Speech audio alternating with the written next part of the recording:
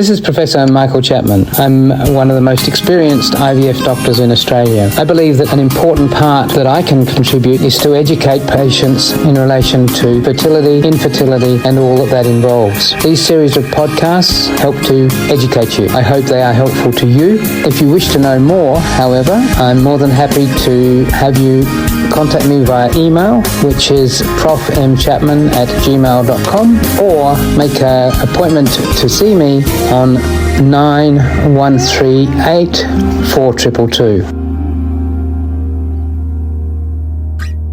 I'm Professor Michael Chapman. I'm a fertility specialist in Sydney. I work with IVF Australia. In fact, I was one of the founding doctors of IVF Australia some 20-odd years ago. I've actually been working in the field of IVF since 1986. I did my first egg collection in the United Kingdom. I've wandered around the world since then. I've set up clinics in Greece and in Italy and in Saudi Arabia, as well as London, before I came back to Australia and set up my clinic at St George Hospital in Cogra in Sydney. And then subsequently, we all came together to form IVF Australia and now the Virtus network across the world. I've seen IVF almost from its birth to where it is today. And it's certainly a long, long journey, been a remarkable journey in terms of the advancements of science that have occurred over those 30 to 40 years. When I first was talking to patients in the mid-1980s, we were talking about success rates of 10 to 15% per cycle for women in their 30s. Today, we're talking about 40%, so 3 times more likely to get pregnant than we were when I first started. Unfortunately, that's not because of me. Well, maybe, no.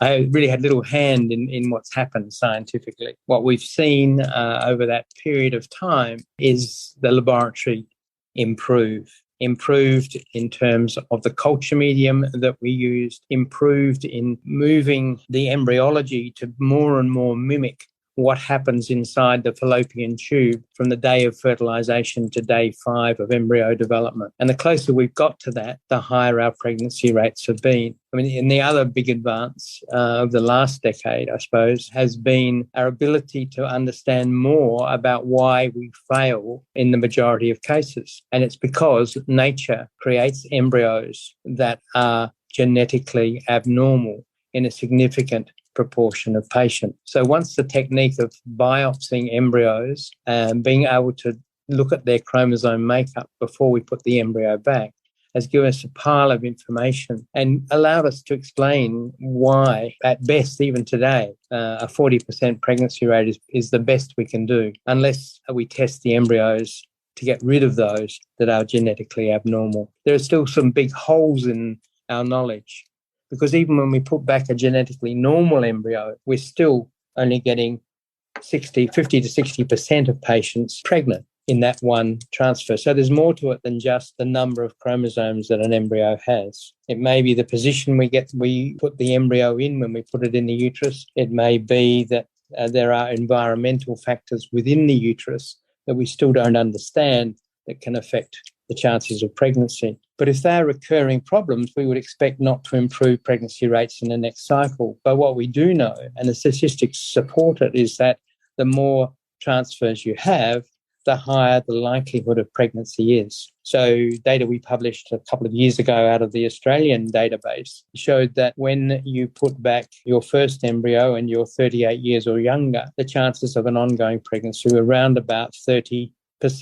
If you put back a second embryo, either with a frozen transfer or a fresh transfer, the next cycle takes you up to over 50% chance of a pregnancy. And if you put a third embryo in, if you have a third transfer of an embryo at day 5, you will get up to something in the order of 70 to 80% chance of a pregnancy. Being persistent works. But it also tells us that whatever it is that stops a pregnancy other than genetic abnormalities isn't necessarily a recurring problem. 30 years in the business, somewhat proud of the 3,000 babies that I've probably been involved in creating over that period of time. And obviously I've seen virtually every problem that can occur in relation to fertility. My day began today, in fact, by holding the testicle of a young man who'd had a vasectomy 23 years ago, who'd had his children then, has now found a new partner, and they want to have children. And the decision was made that we would use his sperm, that we would remove that sperm, put a needle into his testicle with him asleep, and use that sperm to fertilize his new partner's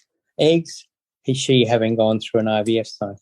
And given that her age is now in the order of just over 30, her chances of pregnancy are very high, even though he's had a vasectomy.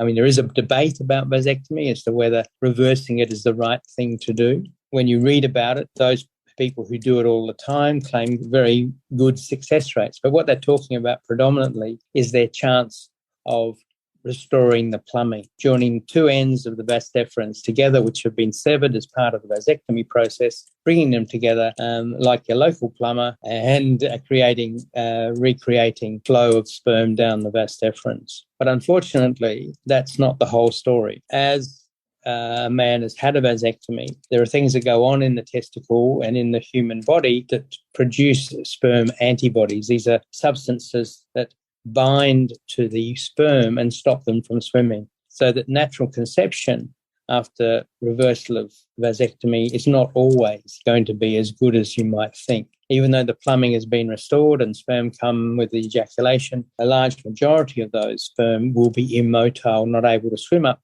into the uterus and out through the fallopian tube. IVF and then this testicular sperm retrieval has a better success rate in a shorter period of time if the woman is young. Vasectomy reversal also adds the problem that once you've had that extra child or two, what are you going to do about contraception? You're going to have another vasectomy, maybe, or maybe not. Interesting start to the day today. We wait tomorrow to find out whether the sperm we collected today has produced embryos tomorrow. And don't forget that you can access all the previous episodes by going to our website www.theivfjourney.com and select IVF Journey podcast from the navigation menu.